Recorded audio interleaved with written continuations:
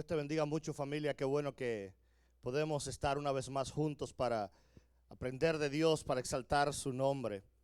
Es bueno cuando podemos dedicar este tiempo una vez a la semana y poder llegar y decir: Señor, simplemente quito todo lo que soy yo.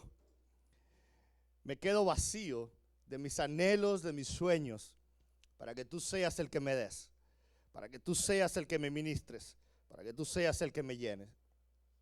El día de hoy vamos a continuar la palabra que comenzamos la semana pasada acerca de las implicaciones de la resurrección, es decir, las consecuencias de que Cristo haya resucitado.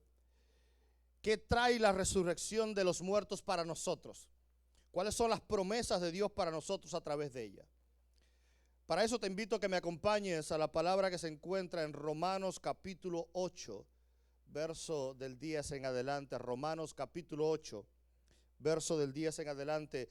Dice así la palabra de Dios: y si Cristo está en vosotros, aunque el cuerpo esté muerto a causa del pecado, sin embargo el espíritu está vivo a causa de la justicia. Pero si el espíritu de aquel que resucitó a Jesús de entre los muertos habita en vosotros, el mismo que resucitó a Cristo Jesús de entre los muertos también dará vida a vuestros cuerpos mortales por medio de su espíritu que habita en vosotros. Así que, hermanos, somos deudores no a la carne, para vivir conforme a la carne. Porque si vivís conforme a la carne, habréis de morir. Pero si por el Espíritu hacéis morir las obras de la carne, viviréis. Porque todos los que son guiados por el Espíritu de Dios, los tales son hijos de Dios. Pues no habéis recibido un espíritu de esclavitud para volver otra vez al temor, sino que habéis recibido un espíritu de adopción como hijos, por el cual clamamos: Abba, Padre. Oramos, Padre, gracias hoy por tu palabra. Gracias, Señor, porque en ti tenemos respuestas, porque tú eres esa gracia, tú eres esa esperanza que hemos recibido, que ha venido para darnos abundancia, para darnos perdón y misericordia y vida contigo. Hoy oramos a ti, abre nuestros corazones y llénanos de ti. En el nombre poderoso de Jesús. Amén y amén. ¿Qué consecuencias tiene para nuestras vidas que Cristo haya resucitado? ¿Qué consecuencias tiene para ti, para mí y para la iglesia del siglo XXI que hoy podamos estar aquí por Él? Hoy vemos todo tipo de frases en las televisión, en las películas, en las series. Películas donde las personas comienzan a declarar frases como: yo soy un guerrero, yo soy un vencedor. Frases llenas de mucho positivismo, donde podemos decir: yo puedo lograrlo, yo puedo alcanzarlo, yo soy capaz, yo soy posible, yo tengo las armas para ser victorioso. Pero la palabra de Dios declara que todos nosotros éramos esclavos antes de Cristo pagar por nosotros. La Biblia nos habla que no se trata de simplemente lo que decimos con nuestros labios, sino que lo que nos hace verdaderamente victoriosos es el Cristo que murió por nosotros. Es el Señor y el Espíritu que tenemos dentro. Dice el verso 11 de Romanos 8, que si por el Espíritu de aquel que resucitó a Jesús de entre los muertos habita en nosotros, ese mismo que resucitó a Cristo Jesús de entre los muertos también dará vida a vuestros cuerpos mortales por medio de su Espíritu que habita en vosotros. Dice la palabra de Dios que si el Espíritu que resucitó a Cristo entre los muertos habita en nosotros, ya no hay muerte. Dice que el Espíritu que habita en nosotros es el que nos hace verdaderamente libres. El Espíritu que camina en nosotros nos da la autoridad, nos da la bendición, nos da la potestad de ser hechos hijos de Dios. Dice el verso 15 que leímos al principio, que ya no tenemos un espíritu de siervos o de esclavos. que ya no somos esclavos conforme a lo que el mundo entiende, sino que las promesas de Dios a causa de su victoria en la cruz es para que tú y yo vivamos una vida diferente, una vida que nos habla de ser hijos, de tener herencia, de tener promesa. Una de las promesas más importantes que hay en la Biblia están en Juan capítulo 1 verso 12. Mas todos, escucha bien, mas todos los que le recibieron, a los que creen en su nombre, les dio potestad de ser hechos hijos de Dios. Es un regalo divino lo que Cristo hizo por nosotros. La promesa de Dios es a todos aquellos que le reciben y a todos aquellos que creen en su nombre, les dio la autoridad y le dio la potestad de ser hechos hijos de Dios. Sabes, yo no sé cuál es tu historia antes de venir a Cristo. Yo no sé cuál es tu historia antes de recibirle. Yo no sé cuántas cosas tú hayas pasado durante tantos años. Pero cuando tú y yo dejamos de tener cobertura espiritual, cuando tú y yo no tenemos un Padre espiritual que nos ama y que cuida por nosotros, somos dirigidos por nuestros propios sueños, somos dirigidos por nuestras propias metas y no siempre esos sueños nos llevan por un buen camino. No siempre aquel camino y aquel plan que yo he establecido es el que me va a llevar a la felicidad. Una de las promesas más grandes que encontramos en la Biblia es que dice la palabra que fuimos adoptados, que fuimos recibidos. Yo no sé cuánto, si podemos entender esto bien, pero ninguno de nosotros merecía las bendiciones de Dios. Ninguno de nosotros estamos sentados en este lugar porque merezcamos la misericordia de Dios, porque nos hayamos ganado el amor de Dios. Ninguno de nosotros realmente ha hecho lo suficiente para ganarlo, pero nunca lo haremos. Esa es la palabra de Dios, que fuimos adoptados en Él, porque andábamos caminando errantes, porque no teníamos futuro, porque no teníamos un camino. Y eso fue lo que trajo la cruz. Eso fue lo que trajo la vida que Cristo nos dio al resucitar de entre los muertos. Eso es lo que hizo realmente una conexión diferente. Pero ¿sabes lo que pasaba con el ser humano antes de la cruz? El ser humano antes de la cruz tenía una sola objetivo. Una vez al año venían al tabernáculo, traían allí un animal para sacrificar, y aquella sangre tenía la meta de cubrir sus pecados, de poder tapar sus pecados, pero no tenía la capacidad ni la habilidad de poder perdonar los pecados. Así que tú y yo, cuando venimos delante de Dios, lo que recibimos no solo es vida, sino vida eterna.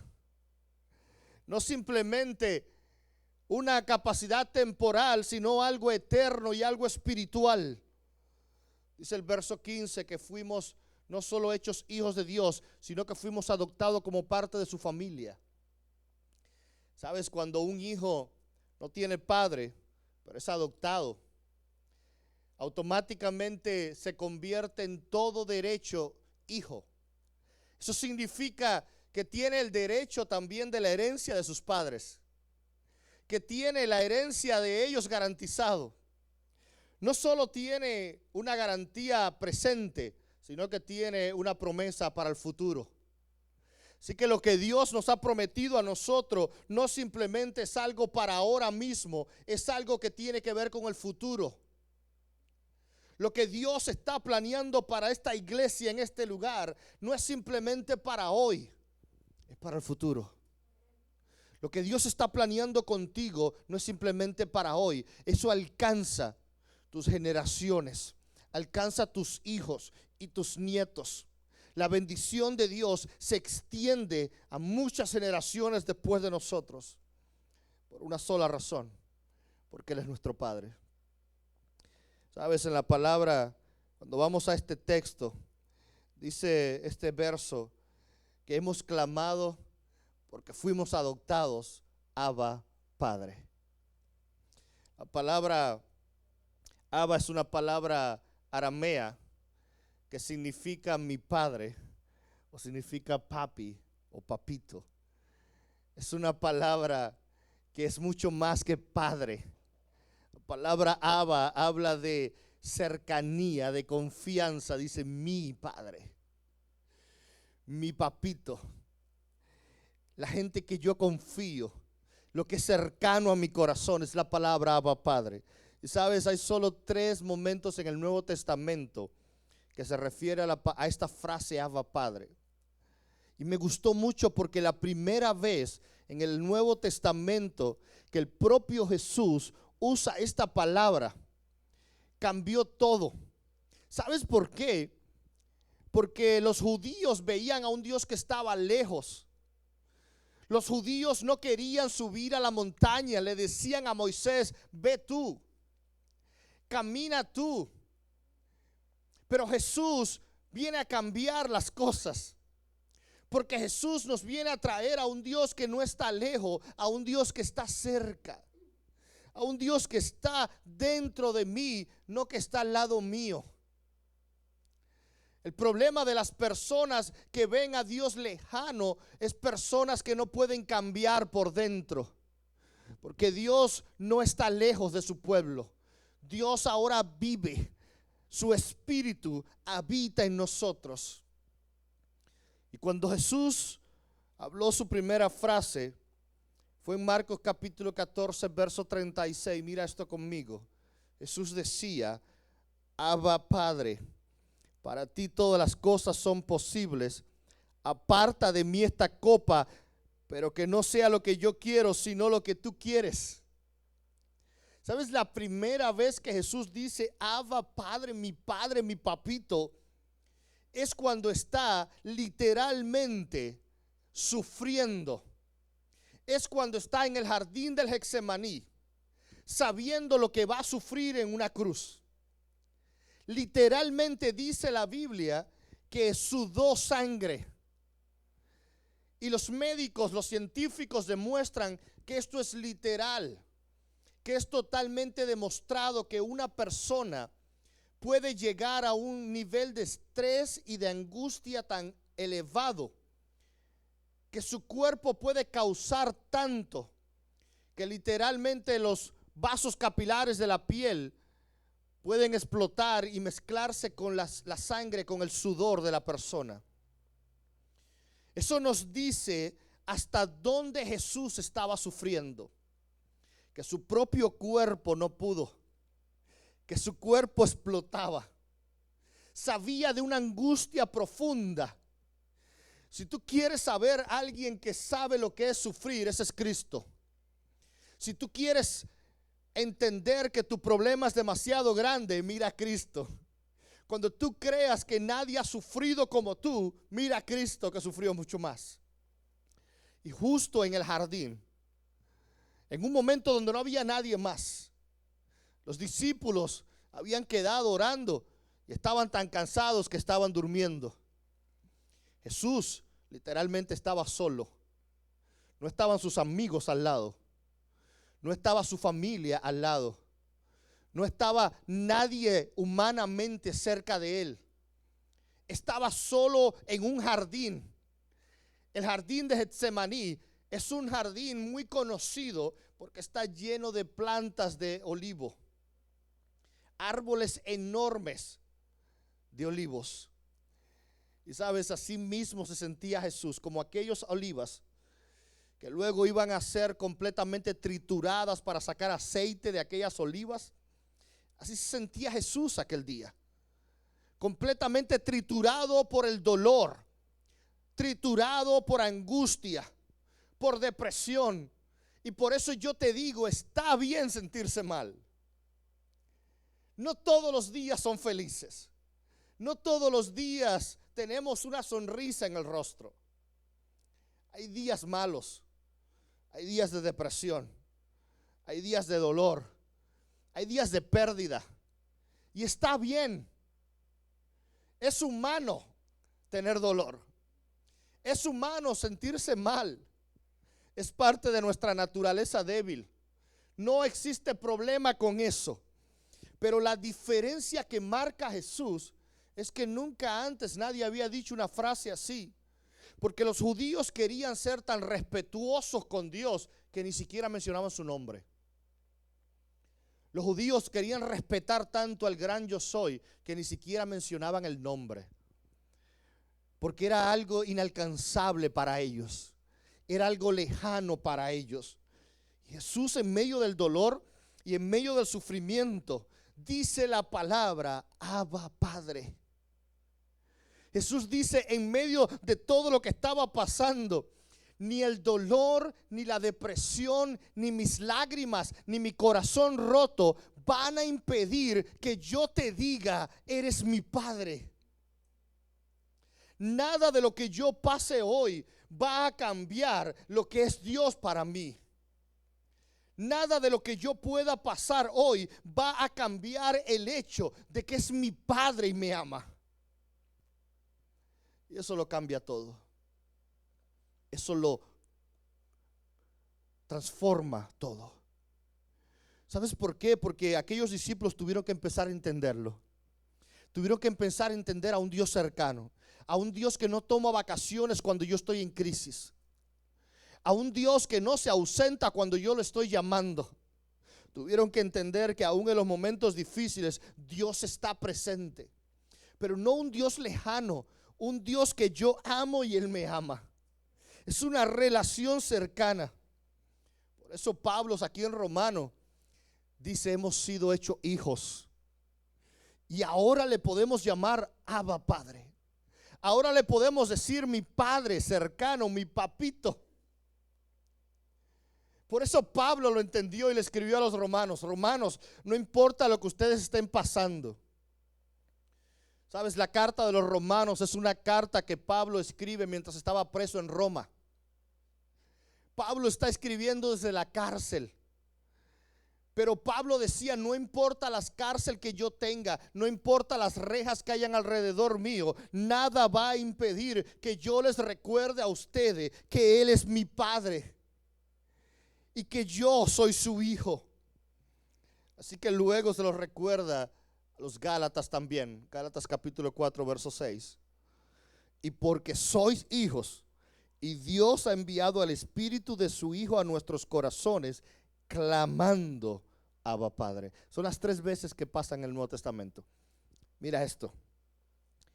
La consecuencia de que eres hijo y la consecuencia de que su Espíritu está en nuestros corazones. Mi corazón clama Abba Padre. Mi pregunta para ti es, ¿qué hay en tu corazón? ¿Qué es lo que tienes en el corazón? Porque mi corazón me lleva a las emociones y a las decisiones. La Biblia dice que el corazón es engañoso. ¿Quién lo va a conocer? ¿Qué hay en el corazón? ¿Qué tenemos dentro en ese corazón ahora mismo? Porque aquel que lo llena simplemente de cosas que son temporales, cuando llega la crisis, cuando llega el problema, no podrá clamar. Pero Pablo le está diciendo a los Gálatas, a la iglesia allí en Galacia, le está diciendo, ¿sabes qué? Por cuanto somos hijos, la consecuencia de eso, la implicación de lo que Dios hizo y de que su Espíritu vive en mí, mi corazón clama Abba Padre. Mi corazón clama, Él es mi Padre porque su Espíritu vive en mí. El problema es que nos habitamos porque nos acostumbramos a caminar solos y no con el Espíritu. Porque queremos tomar decisiones solos y no basado en el Espíritu. Queremos que sea mi mente la que ordene y no el Espíritu. Y cuando el Espíritu es el que está dentro de mí, el Espíritu te va a decir, porque eres hijo, clama a Dios. No clames al problema, no clames a la adversidad, no clames ayuda, no busques ayuda en todos los lugares y solo ven a Dios cuando no tengas otra alternativa. Ven a Él y clama porque eres hijo. ¿Y sabes lo que eso trae como consecuencia? Cuando tú entiendes la dimensión de lo que estamos hablando, cuando tú entiendes la dimensión del Abba Padre, es que está cercano a mí.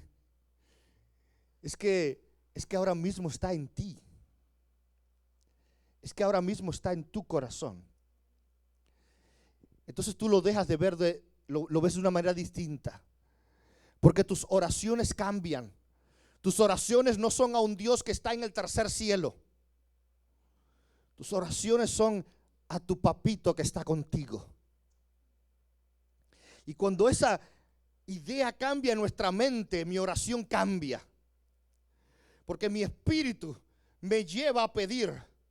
Dice la Biblia que muchas veces pedimos y pedimos mal. Oramos mal. Porque oramos conforme a lo que queremos, no conforme a lo que el Espíritu quiere. Así que cuando vamos a su palabra, ¿sabes? La implicación de lo que Él hizo en la cruz es que ahora lo puedo tener cerca. Que ya yo no me tengo que preocupar más por un Jesús en la barca. Ahora está en mí. Ya no tengo que preocuparme más por estar solo en medio de una tempestad y ver si Jesús viene a alcanzarme o no. No, está conmigo. Dejemos de clamar a un Dios lejano. Está conmigo. Está aquí, está contigo ahora mismo. Si tan solo Dios abriera nuestros ojos espirituales, si tan solo podamos ver lo que hay alrededor de nosotros, si tan solo pudiéramos, allí como el profeta Eliseo, poder entender que lo que está alrededor de nosotros es mayor que lo que está en contra. Si tan solo Dios nos hiciera entender que no tenemos que pelear esta batalla solo, sino que Él está con nosotros. ¿Y sabes por qué a veces lo dudo? ¿Por qué a veces no estoy seguro? Porque no permito a su Espíritu ser fuerte en mí. Dice el verso 16, el Espíritu mismo da testimonio a nuestro espíritu de que somos hijos de Dios. El Espíritu de Dios que habita en nosotros da testimonio de que somos hechos hijos de Dios. ¿Y sabes qué? Lo más lindo, le dice a los demás quién tú eres. Da testimonio afuera de que somos hijos de Dios. El Espíritu que habita en nosotros. El Espíritu que habita dentro de nosotros. Ayúdame, Maya, por favor. ¿Y sabes lo importante de ser hechos hijos? Que somos herederos. Dice el verso 17, que somos herederos juntamente con Cristo. Somos herederos de su promesa. Yo no sé tú, pero para mí este texto lo cambia todo. Cambia la forma en la que tenemos que ver el futuro. Cambia la forma en que vemos nuestras promesas hacia el futuro. Entonces a veces nos dejamos de arraigar tanto a la tierra y empezamos a preocuparnos por el cielo. Y empezamos a entender lo que Él viene. Y sí, claro, dice el verso 17, que también padeceremos juntos con Él. Que también tendremos problemas. Que también estaremos en situaciones difíciles. Pero mira esto que hermoso. Este verso 17. El verso 17 nos dice, tu Padre es un Padre que te ama, pero que cuando llegan los problemas se va. La Biblia no dice que mi Dios es un Dios de buenas. Mi Dios es alguien que ama a sus hijos y que padece junto con nosotros y que pelea las batallas junto a nosotros y que está junto con nosotros. ¿Sabes para qué? Termina el verso 17 diciendo, para que seamos glorificados con Él. Él padece conmigo, Él sufre conmigo, para que yo entienda que lo que yo estoy pasando ahora mismo es temporal, que mis batallas ahora son muy temporales, pero que lo que yo tengo en Él es eterno, para que su gloria resplandezca en nosotros y alcancemos esa gloria y podamos entender quién es Él. Yo quiero invitarte que podamos hoy terminar con una invitación. Y mientras el grupo me acompaña acá al frente, yo quiero invitarte simplemente que tú pudieses a recordar qué es lo que tú estás batallando ahora mismo. Que tú empieces a entender cuál es tu mayor preocupación ahora mismo. Cuál es aquella oración que tienes que presentar delante de Dios. ¿Qué es aquello que tienes que pedirle a Dios? Yo quiero invitarte que mientras cantamos hagas esa oración. Le pidas a Dios, pero le pidas a Dios de una forma diferente. Yo quiero invitarte que hoy le hables a Dios, no como ese Dios que está lejos, sino como un Dios que está cercano, como un Dios que está aquí ahora mismo. Yo quiero invitarte que podamos cantar, pero más que cantar, podamos dedicar unos minutos a poder simplemente decir: Señor Jesús, tú que vives en mí, tu gracia que me llena, tú que sanas mi corazón, tú que hablas a mi corazón, tú que me enseñas el camino. Yo sé que estoy seguro en la tempestad, yo sé que estoy tranquilo en las tormentas, porque tú estás conmigo. ¿Por qué no te pones en pie con nosotros y terminamos adorando a Dios?